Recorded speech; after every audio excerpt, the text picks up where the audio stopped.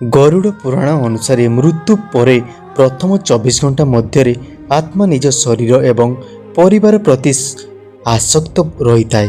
कहुए जे आत्मा निज देह को देखिपारे और परिवार लोकों को दुख अनुभव करिपारे, किंतु सेमानक सह कथा होई पारे नहीं। 24 घंटा पर जमदूत माने आत्मा को जमलोक दिग को नेबा आरंभ करती बोली गरुड़ पुराण रे वर्णना अछि। आत्मा निज कर्म अनुजाई सुख किंबा कष्ट अनुभव करे।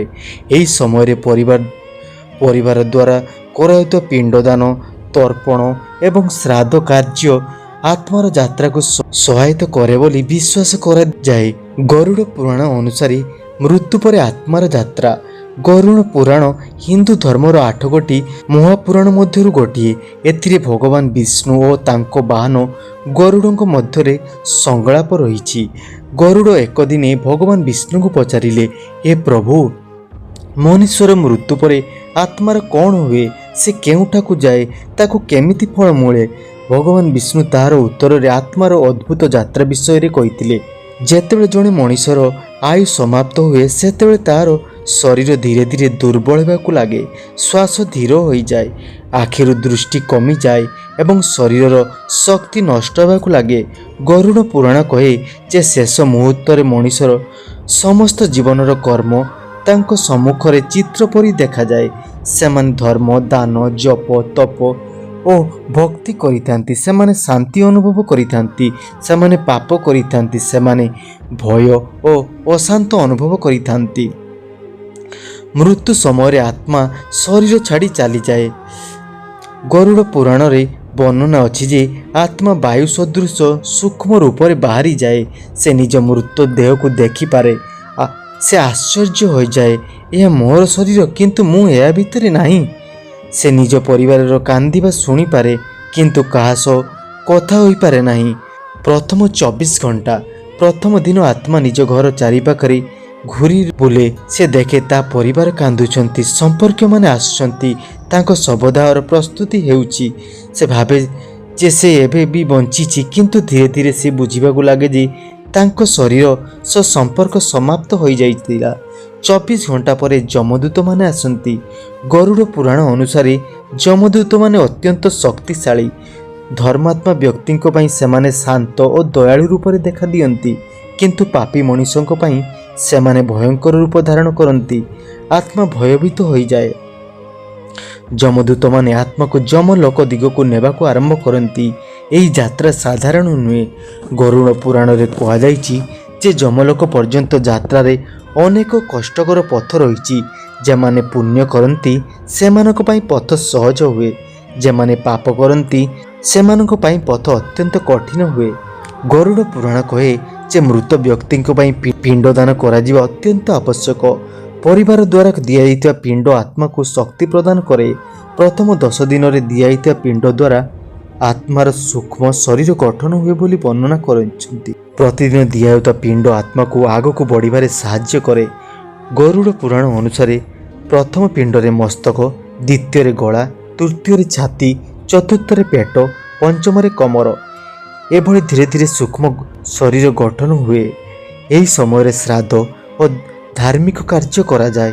यह आत्मार यात्रा को सुगम करे बोली कहा जाए।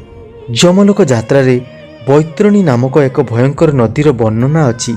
पापी मानंक पई यही नदी अतिक्रम करिबा अत्यंत कष्टकर, किंतु जेमाने गोदान, दान धर्म और भक्ति करिथांती सेमाने सहजरे यह पार करि पारंती। बैतरणी नदी पार करिया परे आत्मा जमलोक दिग को आगे जाइए। जमदूत माने ताहाको सुरक्षित भाव में नहीं थांती। पथरे आत्मा अनेक अद्भुत दृश्य देखे। जो आत्मा माने पुण्य करथिले सेमाने आलोक, सुगंध और शांतिर अनुभव करितांती, किंतु पापी आत्मा माने अंधकार, भय एवं जंत्रणा अनुभव करती।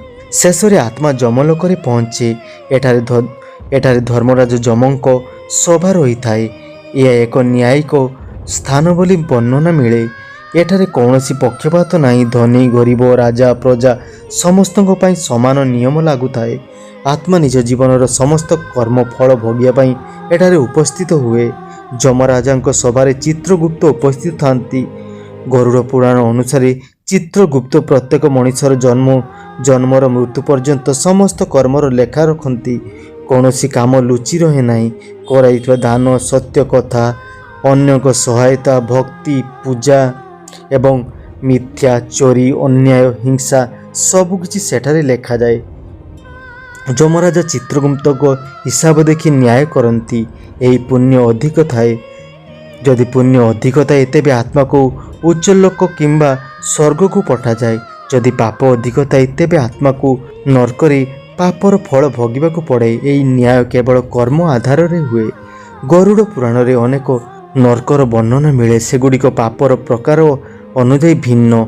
ଯେଉଁମାନେ ଅନ୍ୟଙ୍କ ଧନ ଲୁଟିଥାନ୍ତି କିମ୍ବା ଧୋକା ଦେଇଥାନ୍ତି ସେମାନଙ୍କୁ ଏଠାରେ ଯନ୍ତ୍ରଣା ଭୋଗିବାକୁ ପଡ଼େ। ଯେଉଁମାନେ ନିର୍ଦ୍ଦୋଷ ପ୍ରାଣୀକୁ କଷ୍ଟ ଦେଇଥାନ୍ତି ସେମାନେ ଏଠାରେ ଫଳ ପାଆନ୍ତି। କୁମ୍ଭୀପାକ, ଏଠାରେ ପାପୀମାନଙ୍କୁ ଫୁଟୁଥିବା ପାତ୍ରରେ ଯନ୍ତ୍ରଣା ଭୋଗିବାକୁ ପଡ଼େ ବୋଲି ବର୍ଣ୍ଣନା ଅଛି। ଏହି ସମଗ୍ର ବର୍ଣ୍ଣନାର ଉଦ୍ଦେଶ୍ୟ ସ୍ୱର୍ଗର ବର୍ଣ୍ଣନା। ଯେଉଁ ଆତ୍ମାମାନେ ପୁଣ୍ୟବାନ ସେମାନେ ସ୍ୱର୍ଗକୁ ଯାଆନ୍ତି। ସେଠାରେ ସୁନ୍ଦର ଉଦ୍ୟାନ, ଦିବ୍ୟ ସଙ୍ଗୀତ, ଶାନ୍ତି, ଆନନ୍ଦ ରହିଥାଏ ବୋଲି ଗରୁଡ଼ ପୁରାଣ କହେ। ଆତ୍ମା ନିଜ ପୁଣ୍ୟର ଫଳ ସେଠାରେ ଭୋଗ କରେ। ପୁଣ୍ୟ ଓ ପାପର ସମାପ୍ତି। ଗରୁଡ଼ ପୁରାଣ ଅନୁସାରେ ସ୍ୱର୍ଗ କିମ୍ବା ନର୍କରେ ରହିବା ସ୍ଥାୟୀ ନୁହେଁ। ଯେତେବେଳେ ପୁଣ୍ୟ କିମ୍ବା ପାପର ଫଳ ସମାପ୍ତ ହୁଏ ତେବେ ଆତ୍ମା ପୁଣି ଜନ୍ମ ନେବା ପାଇଁ ପ୍ରସ୍ତୁତ ହୁଏ। ପୁନର୍ଜନ୍ମ। ହିନ୍ଦୁ ଧାର୍ମିକ ମୂଳ ସିଦ୍ଧାନ୍ତ ହୋଇଛି କର୍ମ ଏବଂ ପୁନର୍ଜନ୍ମ। ଆତ୍ମା ନିଜ କର୍ମ ଅନୁଯାୟୀ ନୂତନ ଶରୀର ପ୍ରାପ୍ତ କରେ। ଭଲ କର୍ମ ଉତ୍ତମ ଜନ୍ମର କାରଣ ହୋଇଥାଏ। ଖରାପ କର୍ମ କଷ୍ଟଦାୟକ ଜନ୍ମର କାରଣ ହୋଇଥାଏ। ଗରୁଡ଼ ପୁରାଣରେ କୁହାଯାଇଛି ଯେ ମଣିଷ ଜୀବନରେ ସର୍ବୋଚ୍ଚ ଲକ୍ଷ୍ୟ ହେଉଛି ମୋକ୍ଷ। ମୋକ୍ଷ ମିଳିଲେ ଆତ୍ମା ଜନ୍ମ ମୃତ୍ୟୁର ଚକ୍ରରୁ ମୁକ୍ତ ହୋଇଥାଏ। ଭଗବାନଙ୍କ ଭକ୍ତି, ସତ୍ୟ, ଦୟା, ଦାନ ଏବଂ ସତ୍କର୍ମ ମୋକ୍ଷ ପଥରେ ସହାୟକ ବୋଲି କୁହାଯାଏ।